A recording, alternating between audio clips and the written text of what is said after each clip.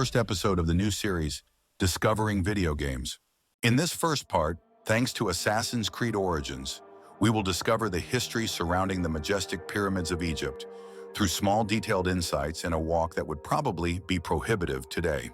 Enjoy the show. The Giza Plateau is located on the west bank of the Nile and was considered by ancient Egyptians as the domain of the dead.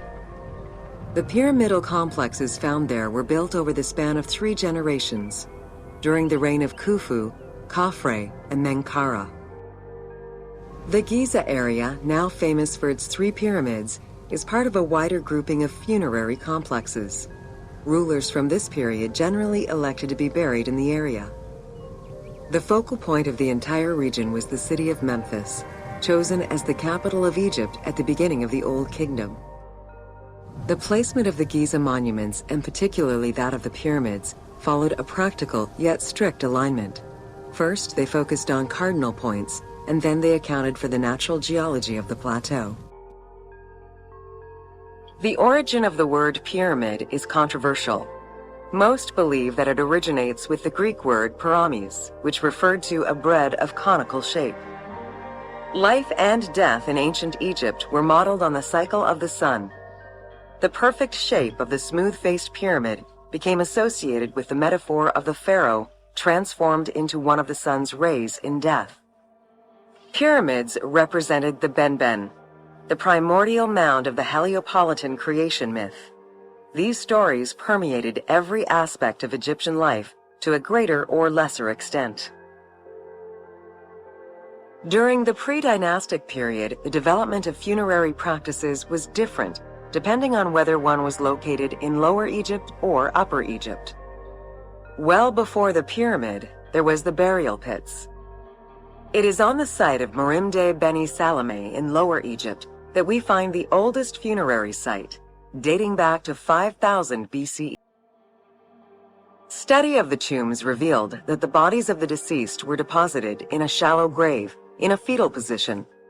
Though a few objects were recovered from these graves, they offered no insight as to the social class of those interred within.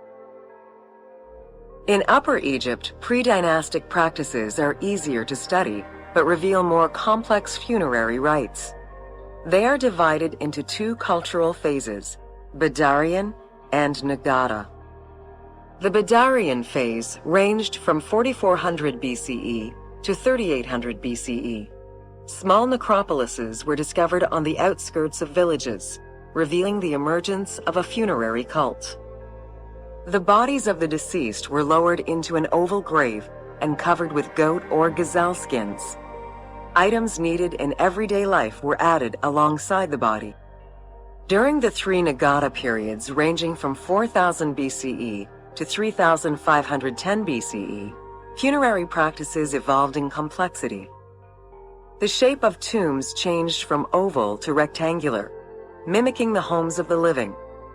The size of the burials increased and funerary items became more stylized and numerous.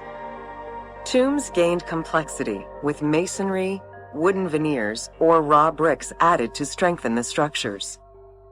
In time, socially stratified necropolises emerged. For example, in Hierakonpolis, the elite and commoners had separate necropolises. The term mastaba, meaning massive bench in dialectal Arabic, refers to a form of funerary architecture that was present in Egypt from the Archaic period to the Middle Kingdom. An evolution of the burial pit, mastabas were generally composed of 2 parts. A structure was built above the ground in the form of a massive rectangle with stepped walls, and a subterranean burial chamber was located underneath. Smaller mastabas often surrounded the much larger tomb of the king. These generally held the remains of the king's relatives and courtiers. The arrangement of the substructure of the mastaba evolved during the course of the Old Kingdom. From the 5th dynasty onwards, mastabas often featured multi-roomed substructures, with sometimes up to 30 rooms. Also, the quantity and quality of decorated surfaces increased noticeably, as well as the number of statues found within. Dynasty would see art used to its utmost. The entire surface of a mastaba would be covered in scenes of daily life, illustrating the prosperity of those lucky enough to comfortably spend eternity near the pyramid of a pharaoh. The best example of this type of mastaba is the tomb of Meroruka in Saqqara. The first stage ends here, but our journey continues.